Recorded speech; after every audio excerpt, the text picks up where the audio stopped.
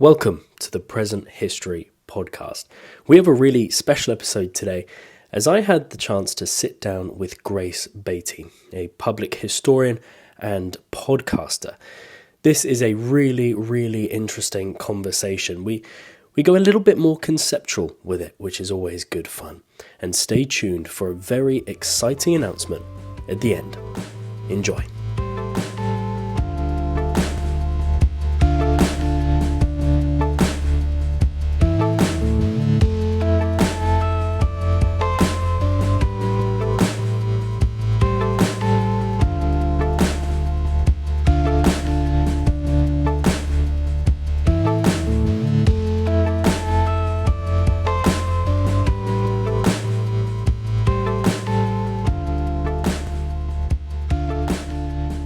So, Grace, thank you so much for coming on the podcast again. It's another pleasure to have you here. First time on, we were talking about Catherine Howard and her legacy, how she was remembered, and also her life and everything she experienced.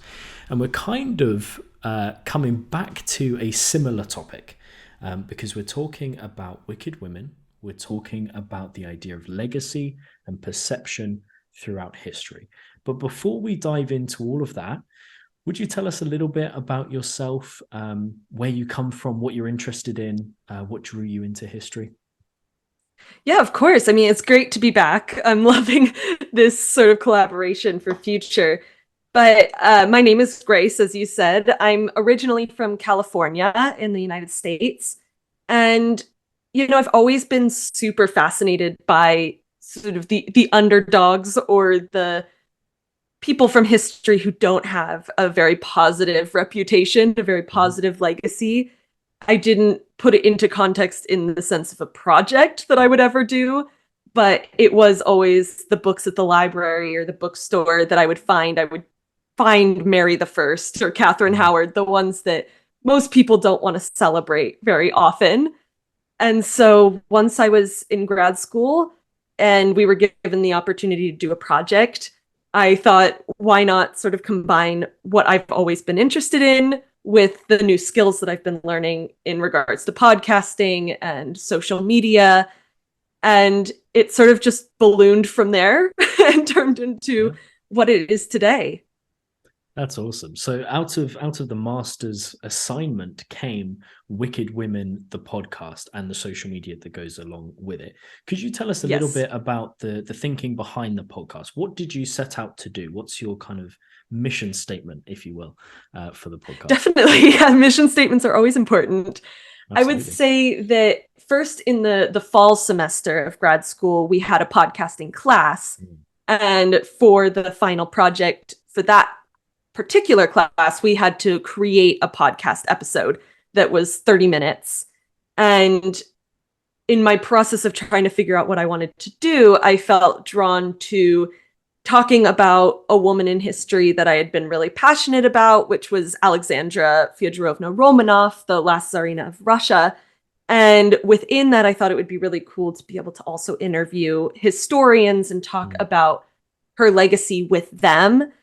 And that was sort of the first initial project. Then thinking bigger with the actual final project for the entire master's program, I thought that it would be fun to sort of continue that. It had been really fun to create. I had enjoyed the historians that I had gotten to talk to.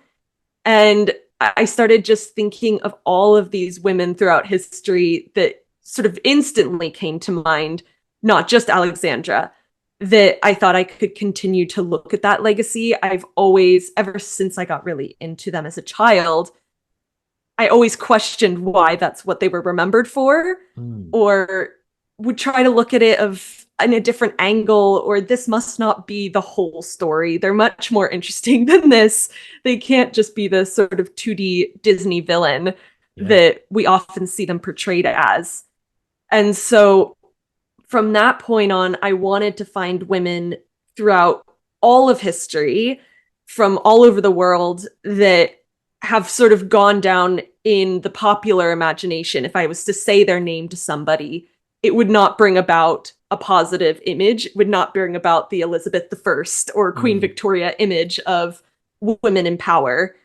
And so from there, I just started researching. Some of them were women that I knew already, like Alexandra and Mary the First and Catherine Howard. But others I started to explore more. I wanted to diversify, which at the beginning became much more difficult than I had expected, because the more diverse you go, the more scholars you find that don't speak English. And so you have to sort of work around that or try to find other people who would be able to come on, which is still something that I can continue working on. And I want to continue trying to diversify it a little bit more in whatever way I can. But after the project was over, I had enjoyed doing it so much, and it did seem to have a genuinely positive reaction, that I thought to just continue doing it for fun and for myself, and also to potentially become, a calling card for my own skills in the history world for future reference. Absolutely. Yeah, no, it works well. And it's a fascinating podcast as a whole, because like you say, you're looking at these women who have been remembered a certain way, usually in a negative way, where they've done things in their lives which potentially at the time they were thinking they were doing in their best interests or as the best course of action, but have come to be remembered as purely negative, or their legacies have kind of been tainted by potentially the historians that were there at the time and their stories of them, or the way that culture has changed and shifted. And so this idea of legacy is a fascinating concept to me. In a kind of weird question, what do you think a legacy is? What are the factors that feed into the idea of legacy? I mean, if you look at the literal definition, it is sort of a concept that is handed down from one generation to a next. That's sort of the literal translation of what a legacy means, which therefore I feel like almost the entirety of history is one big legacy, because that's how it works. Is it's just passed down from generation to generation and later descendants. I mean, we will all eventually become based on a legacy that we don't necessarily get to write. It's something that our children or grandchildren or society as a whole will remember about us. Yeah. And so it is something that plays a role in a lot of historical research in general, and looking back on how people are remembered. That in itself is going back to the concept of a legacy and the concept of, not to quote Hamilton, but it always perfectly encapsulates the idea of like who lives, who dies, who tells your story. And that sort of is the legacy of like who's going to tell your story will be completely dependent on how you're remembered in later generations. Because as I look at with the women in my episode, those negative legacies could have just as easily been spun as a positive legacy if a different person had been in charge of creating the narrative around them. Right. So it can happen with all of us as well, which is an interesting thing to think about, that not only will we all have our own legacies, but we don't always get to choose them either. Yeah. Yeah, no, that's true. And there's this kind of concept that's traditionally been held within historiography and history in general, that history is written by the victors. Those that win get to tell the story. Is that a similar kind of concept that's brought into the legacies of these women and their perceptions? For sure. I mean, just some of them off the top of my head. I mean, with Mary the First, she was a Catholic monarch, and after her, it became a completely Protestant country. So her position, her motivations will look completely different. Alexandra Romanov, after her reign, it becomes the Soviet Union. The last thing they would want to do was to portray her in a positive light. And on down the line, even Empress Wu Zetian, like her son comes to the throne. He wants to ensure that women do not come to power again. And so therefore he's going to ensure that how people remember her is very negative. And then even into sort of less obvious sort of rulers, but you do look at people like Catherine Howard and Jane Boleyn, people who went against sort of that stereotype of women as pure and subservient and sort of maternal instincts, where therefore they are sort of reframed as almost a moralizing tale. They're going to be used by later generations of why that shouldn't be acceptable behavior, whether it be through sexuality or through the kind of violence or power that they exude in their lifetime. So it often is very much viewed in that kind of way, that it is dependent on what kind of message is being told by later generations. Yeah, and I guess which narrative helps the new generation, right, or the new rulers, the new teachers almost.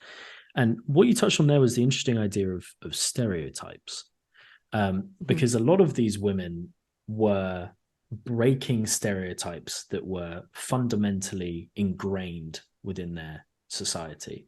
And you look at someone like you mentioned, Catherine Howard, who was breaking stereotypes of the kind of behavior of a woman, or the freedoms of a woman, or a woman kind of being able to govern her own life, or Empress Theodora, whose life is fascinating, working in the sex trade, and then working as the empress all the way up there. And so you've got the breaking of stereotypes is almost inherent within women's history. So in terms of legacy and how we remember these women, how large of a role did these stereotypes that were once ingrained and are now being shifted out of or being destroyed in modern culture, how large of a role do these stereotypes play in the telling of their stories? I think a massive role in this idea that not only within their own lifetimes, but later generations as well. I mean, so many of these women, sort of the core of their legacy came out of the Victorian era, when many people start to become professional historians. They start to research these people.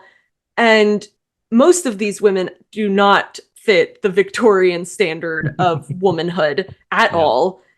But it is the stereotypes that I think often, when you see someone who doesn't fit that perception that you come to expecting them to fit this specific role, it is very disturbing to people. It can mess with your entire concept of society, of individuals, of gender, of sexuality. And so oftentimes when they are different from that, it's hard to see it positively. It feels almost threatening. That also, depending on the era, if you look at the Victorian era, you don't want to show these women in a positive light, because that could convince other women to start acting like that. Yeah. And so the way dangerous. To ensure, that's the last thing they want. They don't want a bunch of women running around Victorian London acting like Empress Theodora. That would be sort of the nightmare of most of the men in that era. And so the only way is to create them as sort of this proof that see what negatively happens when women act this way. And yes, it is starting to be reanalyzed, and it's starting to be looked at differently with the second wave of feminism in the 70s. However, these stereotypes or these legacies of these women are still hard to get rid of. And you do also see sometimes they end up acting as a foil to a woman from the era as well, who was more positive in the way that they acted, that even though they're also becoming a feminist, oftentimes I look at Elizabeth I and Mary I. Feminists, she is the ideal feminist icon, Elizabeth I. She reigns for a long time. She's pretty badass. I don't know if I can cuss on this podcast, but she is all of these things that sort of fit this ideal of a fiery woman that you wanted to see in the second wave of feminism. But also by making Mary I sort of the villain, that almost makes Elizabeth I's feminist version bigger, that she overcame this other woman who wanted to drag her down, or this other woman who used her power in the wrong way. So Elizabeth I used her power in the right way versus Mary I. So even today, you still see this attempt to moralize it, even though it's now taking a feminist spin. But I think it's still hard for people to call Mary I a feminist icon, because she does kill people, but so does Elizabeth I. But that's sort of forgotten oftentimes to make her this ideal feminist that everyone should want to emulate in their personal lives. Yeah, yeah, no, it's fascinating. And in the situation of Elizabeth I and Mary I, you've also got this juxtaposition between Mary wanting to be married, and then she ends up marrying Philip of Spain, whereas Elizabeth is kind of lauded as the Virgin Queen who never got married, who never had the burden of the ball and chain, so to speak. Yeah. So Yeah. you've got this juxtaposition as well. Do you think that was encouraged as a prevailing narrative to better portray Elizabeth as this feminist icon instead of Mary? Yeah. And I think, I mean, there's always been a spin on Mary's marriage and desire for children, even during Elizabeth's own reign. But this sort of version of, sad Mary, the Mary who is not married for many, many years, falls in love with this man much younger than her. He is disgusted by her, as the narrative goes. So she fails in that realm. She also fails in the realm of giving birth in the first place. But you do often see her being used within that feminist narrative also as the woman who does fit that stereotype. She wanted marriage, she wanted children, she wanted to be subservient to her husband. And therefore, Elizabeth doesn't do any of that. And so you do see this rewriting of her legacy in more recent years, away from sort of a tyrannical, evil ruler, but still nowhere near a positive portrayal of her. And it is almost the opposite effect now, is that she's almost not feminist enough now, where in the past she was too powerful and went against too many of the stereotypes. Wow. So poor Mary I just always, she never wins. She Most of these women don't. Break. Yeah, they can't catch a break. No. But that's interesting. This moralizing aspect that you touched on earlier is interesting when we look at going back to the first kind of pages of history, where you've got Herodotus and Thucydides and Livy, who are crafting what we would probably recognize as history. And a lot of the time they were writing to illustrate to the Greek people or the Roman people how best to live. And that's a similar kind of concept that you're picking up on, with the idea of portraying these women either as someone to avoid and to not be like. So, don't be like Catherine Howard, don't be like Empress Theodora, because, they're not fitting what we want them to do or want them to be. Or on the other hand, do be like these people, because they're breaking stereotypes and they're rising above the boundaries and the barriers.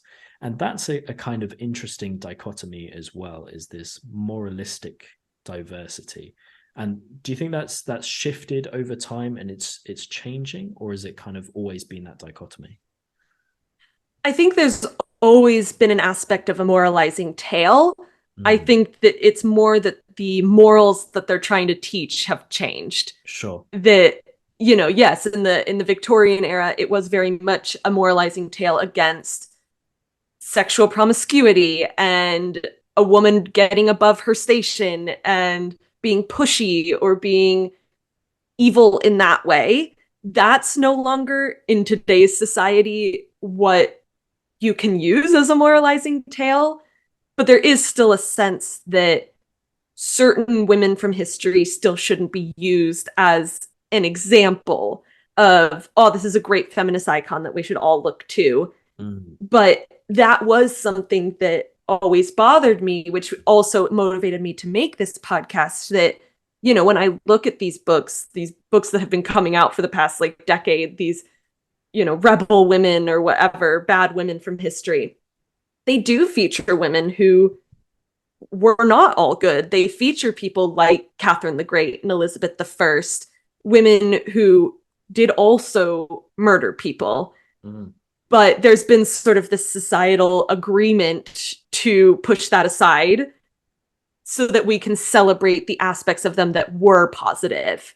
Interesting. And that is the interesting part that I see oftentimes, that where is the line drawn where women can cross the line too far, where therefore you can't find anything good in them, where there are people like what we've mentioned, these other women that seem like they've sort of universally been agreed upon, that their sins, so to speak, are too large, where Catherine the Great's and Elizabeth I, we can sort of push those away for the moment because the better parts of them are more important.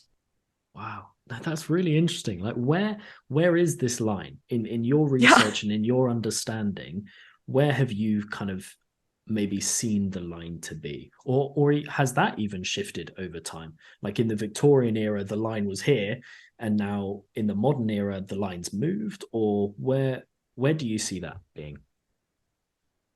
Yeah, I do think the line has shifted, because there have been now these books that are published where, yeah, a lot of the women featured in the Victorian era were not talked about in a positive manner. At the turn of the 20th century, they were not talked about. Marie Antoinette is a great example, or Anne Boleyn. These women now are massive icons, and people are wanting to write books and reanalyze them in a way that they never would have been in the Victorian era. The line itself, I don't know if there's a specific thing that a woman has to do to cross the line. I think that it all comes down to how influential they were, how long they'd been in power or on the sort of historical stage so people might know about them, but also the kind of like sympathy, if you can find sympathy for them, like Marie Antoinette. People have now found sympathy for this woman. And Anne Boleyn as well. Like, not only is she this feminist icon, but people find sympathy because they don't believe that she was guilty of the things that she was executed for. And so it's an interesting aspect of where is that line, because it's very hard to find a line, because if you look hard enough, you'll see some women on the positive side, some women on the negative side, but they share a lot of their actions.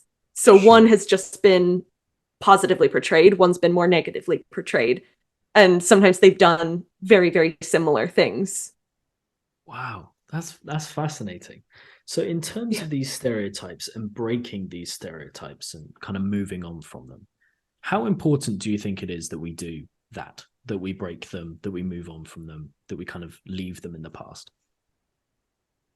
I think not only is it good to change the narratives for the sake of these women who have been, you know, throughout history known in a very specific negative way, but I think for us in society, it also can provide us with a much more well-rounded understanding of history and of our past, that for so long, because of the narratives that have been passed down to us, have been passed down through the words of men. We lose half of history that way, that we don't fully understand our own actions and where we are today when we don't see these women as full human beings. And I think also for today's standards, it can help us see potentially women in power in future. That if these stereotypes are the ones being passed throughout history, of course we won't want women in power, because this is always what happens, except for the few anomalies like Elizabeth I, who happened to rise above it all, I guess. That if we come to see them as just as human and just as flawed as male rulers, we can start to visualize them successfully in power, I think, a lot better. That I think women, even today, are often more relegated to these stereotypes of either good or bad, or terms that you hear used for women that you never use for men. That there is sort of this double standard that men are forgiven for human flaws and women are not. And I think that that is partially because of the narrative we've been given for so long about what happens when a woman is in power, or when a woman speaks her mind, or when a woman lives life by her own standards. We get these narratives of, well, everything goes wrong at that point. Yeah, no, it's true. It's true. And so do you think that, I mean, this is kind of touching on something that we spoke about earlier, but do you think that the standards are much more black and white for women in history and in our portrayal of women in history, that you're either good or bad, whereas with men it's a little bit more gray? You can kind of get out of things a little bit easier. You can kind of navigate your legacy a little bit easier. Do you see that being the case, that for the women it's very kind of black and white? I do. I think that the more you look at it, the more you see that sort of black and white. That, you know, especially when I was doing the Catherine Howard episode, you know, we thought about it, that words like stupid and immature and, you know, sexually promiscuous, those have been given to her. But when you look at men from the era, like Cromwell, for example, you would never see him labeled as stupid by historians. He's sort of given the benefit of the doubt that, yeah, he made mistakes. And yeah, we sort of universally agree at this point that he wasn't an entirely good person and that he did frame people for things that they did not commit. But at the same time, he is remembered as this incredibly intelligent politician. And the mistakes that he makes are not put on him as like, well, that was a stupid mistake. Whereas when people look at Catherine Howard, it's like, well, she was an idiot. Like, how did she not know this was going to happen? And so you do see it, I think, oftentimes, that men are given the benefit of the doubt, or at least given a much more nuanced portrayal, that they made mistakes, but they also had these positive things that they did. And not to say that there aren't women in history who are described that way, but I think it's more rare, where it's more rare to see a man in history described in the way that a woman is. Yeah, and just for reference there as well, that was Thomas Cromwell, not Oliver Cromwell. Yes, Thomas Cromwell. Sorry, British viewers. Yeah, there's too many Cromwells. We can't keep track. Too many Cromwells. Although Oliver Cromwell is never called stupid either. So no, I guess it all pretty much stands, other than maybe the brilliant politician part. But yes, exactly. So kind of following this along and kind of drawing this out a little bit, history as activism. It's something that we've kind of seen, especially very recently, with when we had the Black Lives Matter movement after George Floyd's death, and we had the Colston statue being torn down. We had widespread debate about statues in general. Should we have statues? What are the point of statues? And, you know, making sure that the statues we put up in future are better statues. So kind of following along this idea of history as activism, what's your take on history as activism, but then in terms of women's history and the portrayal of women in modern history? Yeah, that's an interesting question. I would say that a lot of history, especially more recently, is often viewed as activism, because I think with a lot of the narratives that we've been given are being challenged and being fleshed out and given more context. And it isn't sort of this black and white moralizing tale as much anymore. And, you know, I think that that is not necessarily only historians who are taking it more of the activist way. But I think that at the same time, people look to the historians to prove that the activism is correct. That it's like, okay, but where are the sources that say this isn't right? Or where are the artifacts that are expanding our knowledge? That, yes, we can all have Twitter debates on whether we think a statue should or should not be removed. Yeah. But the debate is much more weighty when you bring those sort of historiography discussions to the forefront.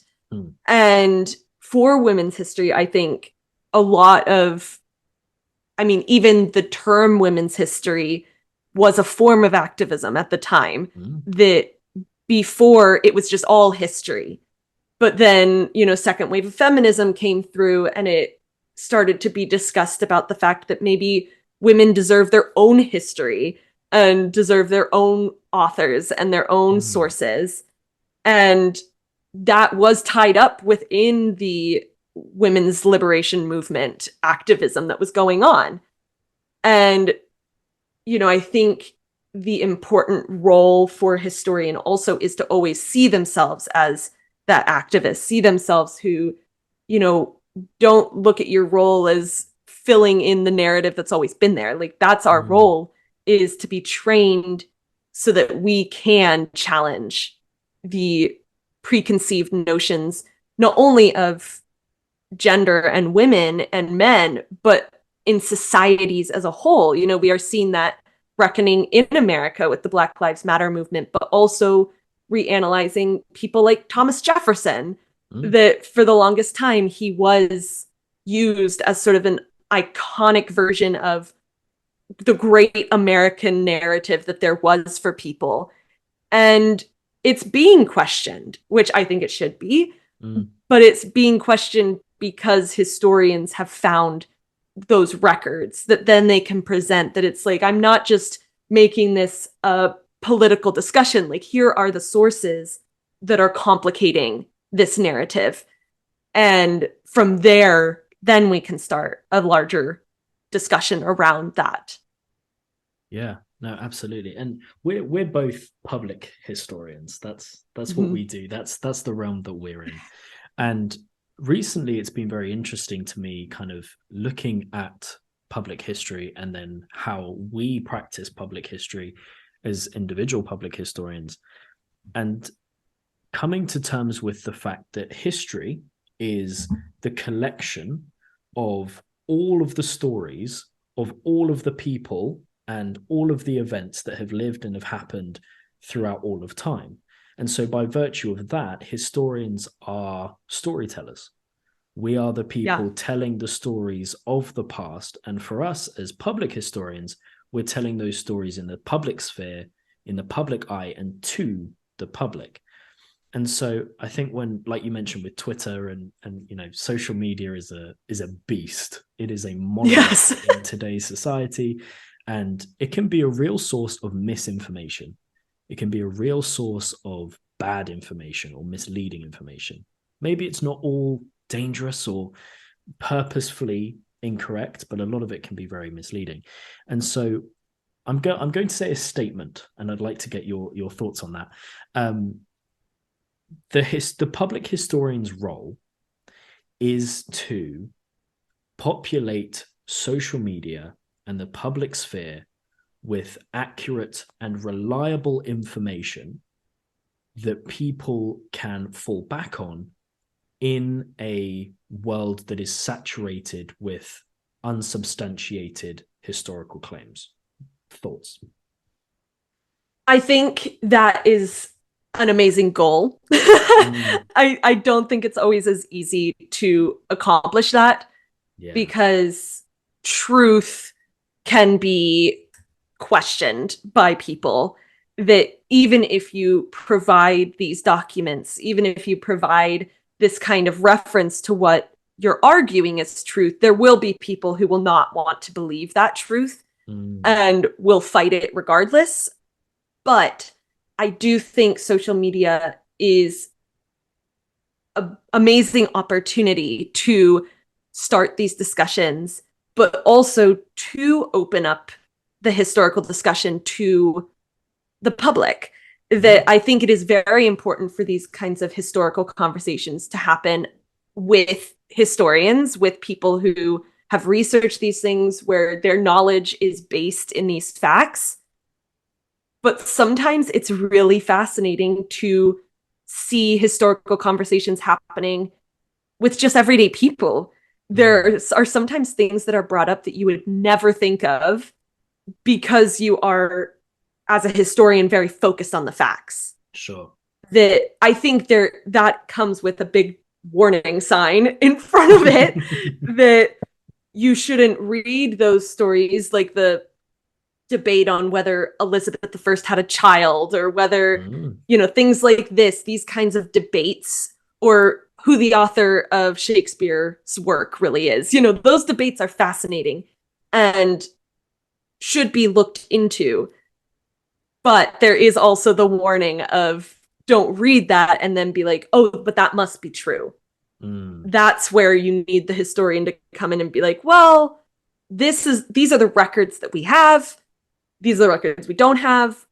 But also being okay to be like, that could be a fact, but we don't know. So let's be aware of calling this a potential that this could have happened. But if you don't have the primary source records to back it up, I think it is very dangerous to therefore assert that that is truth. And that's the realm of where, social media has the potential to get scary. That it's hard to remember that there's a difference between truth and possibility. There's a lot of possibilities in the past, not always backed up by facts and truth, because we just don't have them anymore. But I would agree with you that I think every historian or public historian who chooses to interact with social media, their goal should be to try to stay unbiased, in the sense of whatever arguments they're making online should be backed up by the facts that through their own training they're able to find and able to present to people. If that makes sense. Absolutely. And I think what you're bringing up there is the idea of an absolute reliance on the sources. Like you don't say anything that's unsubstantiated. You don't say anything that isn't backed up by at least one source, because you can make up things until the cows come home, but it's the real facts that are actually true. And so kind of following that on as well, as someone who creates a historical podcast, who engages with social media in a historical sense, how do you approach doing history nowadays? How do you go about writing history or talking about history, communicating history in your sphere of influence? Yeah, I would say that is partially why I was really adamant about wanting historians on the podcast. That, I can find my information using the primary sources that I know how to look for, or using other historians' work.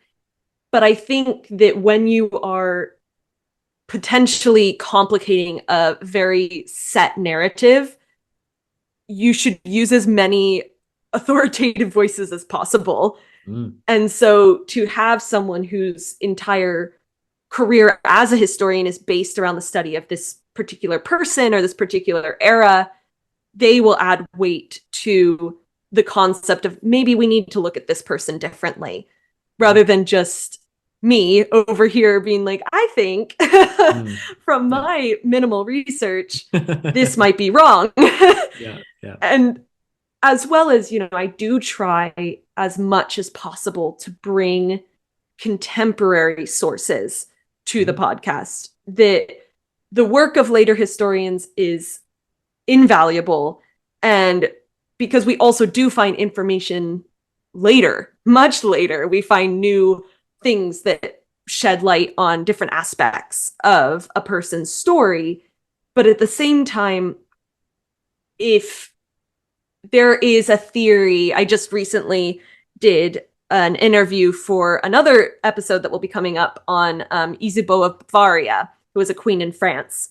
And this interviewer or interviewee, Tracy Adams, had been saying that a lot of these rumors and stereotypes and legacies that have come out of Isabeau, when you actually look into the sources, none of these exist during her own lifetime.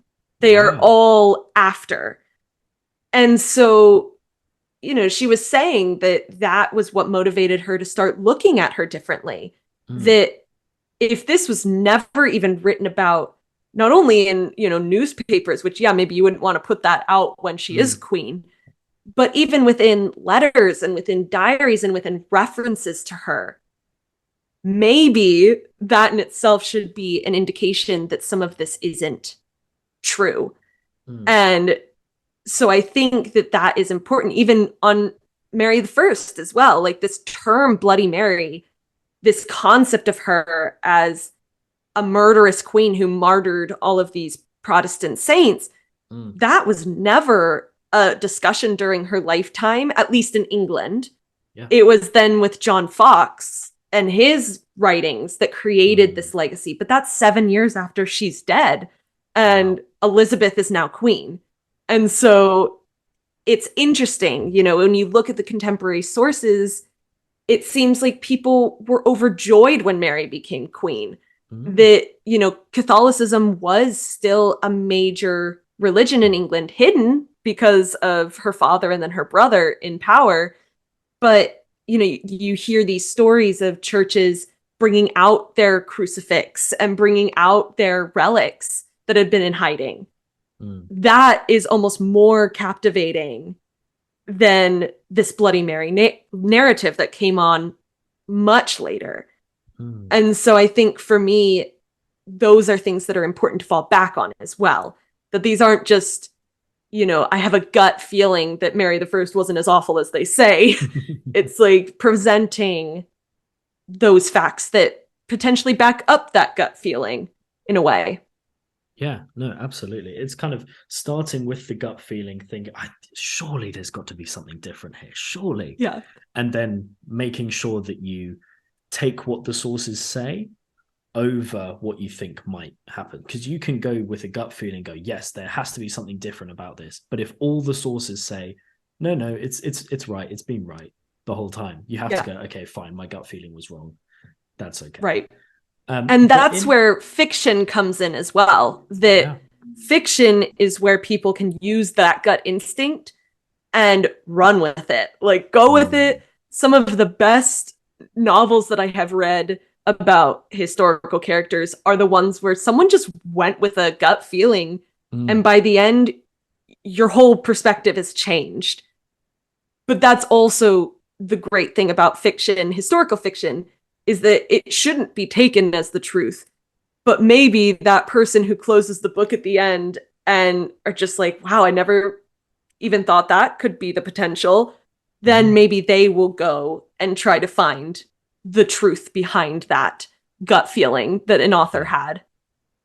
Yeah, no, absolutely. It's all about inspiring further engagement with history as well. Exactly. So as we approach history, one of the biggest things that we have to wrestle with, other than the sources themselves and trying to decipher what actually happened, it's also our own biases, right? It's our religious biases, our political biases, whatever it might be. Every human, every person has their own set of beliefs, thoughts, ideas that they will bring to whatever they do. And it's no different with history.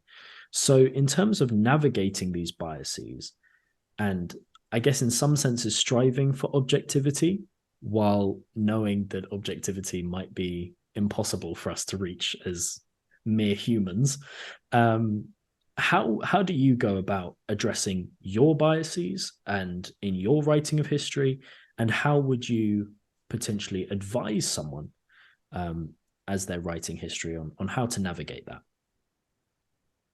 I would say first, the most important step is acknowledging that you do have a bias. Yes. Even the act of me creating this podcast is a bias, that I'm wanting to find something that shows that these women are potentially different than their sort of classic negative legacy. That in itself is a bias. And I'm going to try to find the information that will show a different side of them. So I think that's always important, that no matter what, even if it's a positive spin that you're trying to take on things or a reanalysis, that in itself is a bias. And so being aware of that as you go into it, I think is really important, because it will help you from going over the top in trying to exonerate or change the narrative. And that's why I make it very clear at the beginning of my podcast episodes that I'm not trying to exonerate these women. I think we can all in today's society agree that burning people at the stake is not a cool thing. That, sending people to their deaths, that's not cool. And I think we can all agree with that. And, even for a future episode that will be coming out, like, I'm looking at a woman who poisoned her father and two brothers. Wow. That's never a way to handle family issues. I think we can all agree. But it's looking at the ways in which people have looked at that aspect of their lives. That, yes, they did things. And that's part of the looking at the whole human. That, every action I've ever done in my life hasn't been good and hasn't come from a positive place within myself, because I'm human. Yeah. But I would hope that in 100 years from now, people don't pick out only the things that I did wrong and say, therefore, she was a horrible person. Yeah. It's like, no, I did some things that weren't great, but I also did things that were great. Yeah. And I would hope that people would look at both of those things when they are judging me in later generations.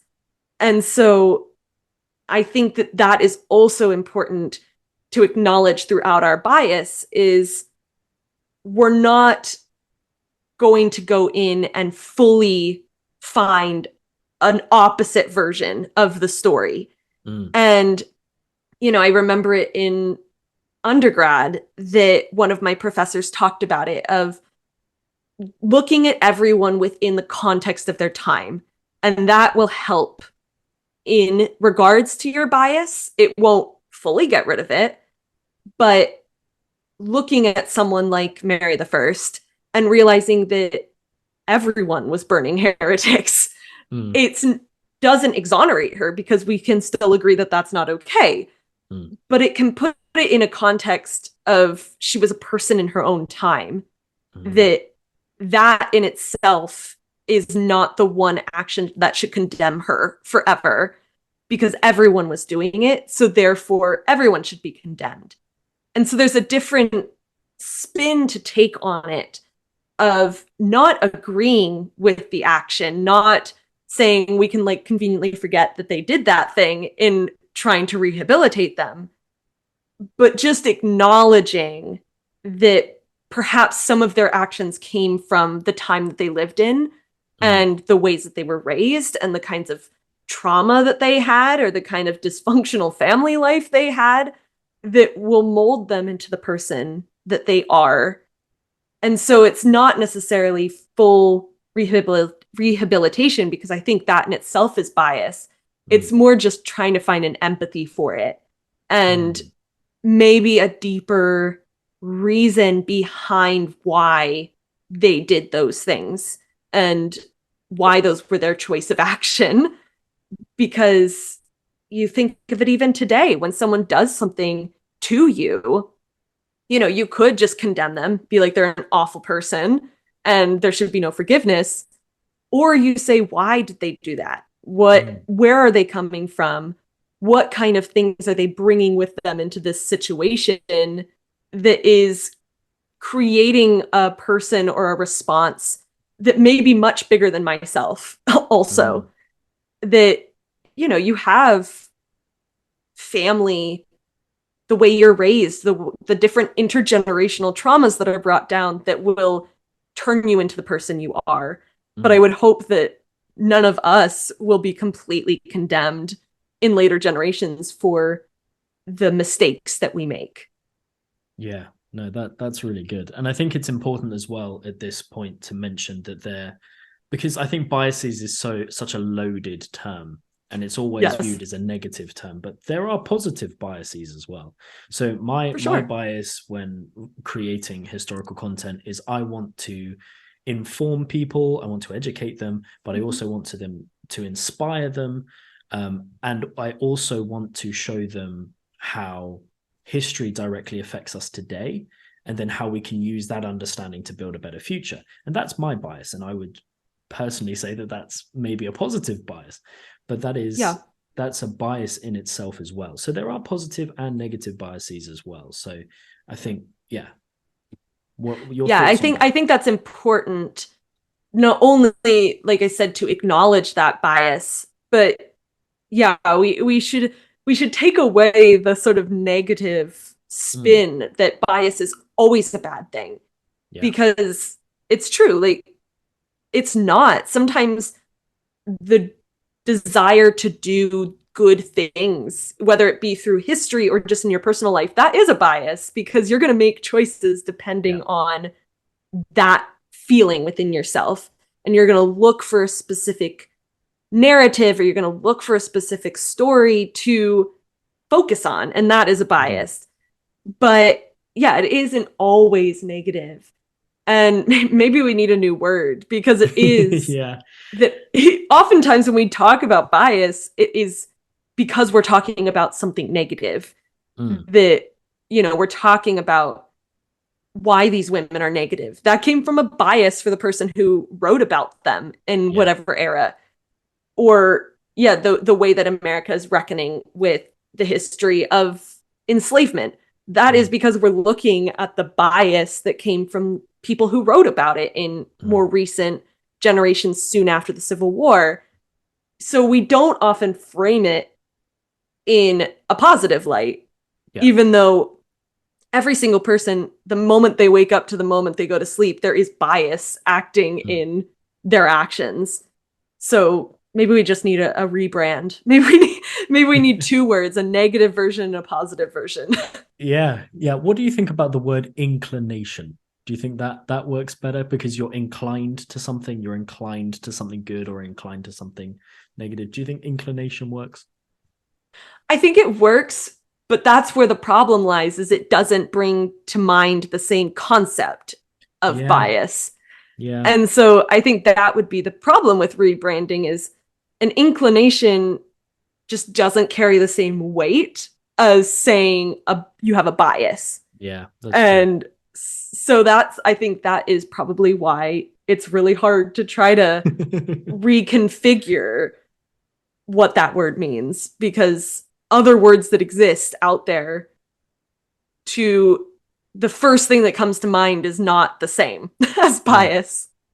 Exactly. Well, maybe we need to bring in history's marketing team, and they can sort that out for us. Bring it in. We'll come up with a whole new term, put it in the new dictionaries, and we'll be good to go.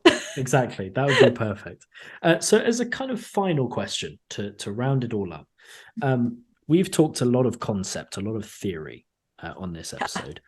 What would you say to the layperson who might not have studied history or just has a general interest in history?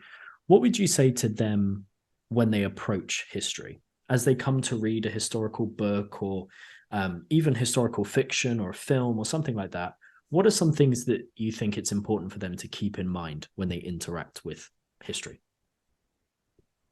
That's a good question. I would say first to remember that these are people. I think it's really hard. I mean, I do it too, that these people are so far removed and feel so foreign to us that it can be really hard to even comprehend their reasonings, their actions, their day-to-day life. It's just completely unrelated to everything that we live through. But I think that once you reframe it to think about the fact that these are people like you and me, that can change the way that you understand the past. And I think that for me personally, ever since I was young, the question I always sort of naturally asked myself, which has served me well in now the field that I'm in, was, well, what would I have done? That's always been really helpful. And yes, it was initially when I was getting obsessed with the Titanic. And that was my question of, oh, what would I have done on the ship? But at the same time, then you look at people like Alexandra Romanoff, who oftentimes people just do not have a good view of her. She's a fanatic. She gets involved with Rasputin. She's in fault for Russia falling apart. But then you think about it and you really like take a minute to put it in perspective of if you had a child who was in pain most of the time, was extremely ill, and there's nothing anyone can do for you, what would you have done? And, even not only what would you have done, but think of a child in your own life. If that was their situation, what would you do? And that may not be what Alexandra did, but I think in that moment, there gives you a bigger sense of empathy, of sort of there's a no win in that situation, in that scenario. And so I think that is always the most important part entering history, is just what would I have done? And remember that they are people. And like I said in one of the previous questions, I know that I have, in hindsight, made mistakes before that I look back on. It's like, God, why was that what I did? When now I know like that led to this, that, and the other. But also I made that choice in the moment with no comprehension for what was going to come next. And so that's also important to remember, that these people, we're looking at them in hindsight. We know what ultimately happens to them and what their actions cause, but they had no idea in the moment that that's what was going to happen, and potentially would have chosen a very different action if they had known what would happen. And then probably the other thing is just, rely on sources. Use things like fiction, use things like television and movies to inspire you, to make you want to learn more about a person, but don't let that be the end of your journey in discovering more about this. Let it be the impetus to then go to sources and try to find diaries and letters and contemporary sources that give you a better picture of this person than what Hollywood can provide to you in 90 minutes. Yeah, no, exactly. I think that's fantastic advice. And this episode has been a little bit different, partly because it also serves as an announcement that Wicked Women, the podcast, will be coming into present history and will be one of the podcasts that we do here, which I'm very excited about. Bringing Wicked Women in, because I love the podcast. I think it's a fantastic idea, and as we've spoken about in this episode, the thinking behind it is very conscious, and I think is very positive for the whole idea, the whole ethos behind present history as well, of creating a better future. So I'm very, very excited for Wicked Women coming to I am too. I mean, I'm so excited about it. It's such a exciting partnership to think of in the future, that the things we'll be able to accomplish will be really incredible. And, hopefully keep doing what we're doing, sharing the past and gently complicating the narrative for people. Exactly. No, I love that phrase, gently complicating the narrative. I love that, because that's what historians do. We're always like, it's more complicated than that, guys. It's actually a bit more complicated. It's more nuanced. Yeah. Exactly. Well, you'll be able to find the entire backlog of the Wicked Women podcast on YouTube, because we're bringing it over there, and it's already on Spotify. It's already on Apple Music, Apple Podcasts. It's already on there. But the entire backlog will be coming to YouTube on the 13th of February. So that's very exciting. And I believe a brand new episode of the podcast will be coming out on the 13th as well. Do you want to tell us a little bit about that? What to expect? Yeah, so the 13th of February will be the episode. I briefly mentioned it incognito in one of my previous episodes, or one of my previous answers. It will be on Marie de Bronvier, who was a French woman who was executed for poisoning her father, her two brothers, and multiple patients at a hospital. Wow. And she is also seen as sort of the beginning of an event in French history known as l'affaire de poison, which is the affair of the poisons, which implicated many aristocrats in poisonings and witchcraft, and sort of went through a wild time, even got as close to Louis XIV as implicating one of his mistresses as well. Wow. And so she's a fascinating character. I interview Benedetta Dorami, who is a professor of law in California. So we get a little into also the legal side of her case and the ways in which she argues it is much more of a story of female resistance than just a woman on a murderous rampage. Wow. But yeah, we'll also hopefully expand the conversation around sort of our modern day fascination with female killers as well, female serial killers, and hopefully we'll lead into more episodes that will focus on women that fit that criteria. Wow. No, now I'm excited to listen to it. That sounds amazing. That sounds amazing. Yes. Well, Grace, thank you so much for coming on this episode. We look forward to working together in the future with Wicked Women and everything else. So thank you for coming on. Yes. And we'll catch you in the next episode. Thank you so much for having me.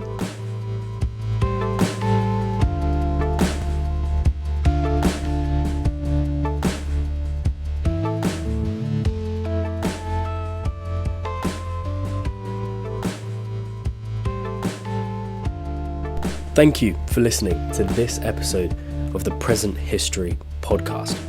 Make sure to subscribe on YouTube, follow us on social media and on podcasting networks so that you can keep up to date with everything that we do. And make sure to follow Grace. All the links will be in the description and the episode notes, so you can find them all there. Make sure to follow her and follow us so you can keep track of everything that will be coming with Wicked Women. It's exciting times here at Present History, so stay tuned. Thank you again for listening, and we'll see you in the next one.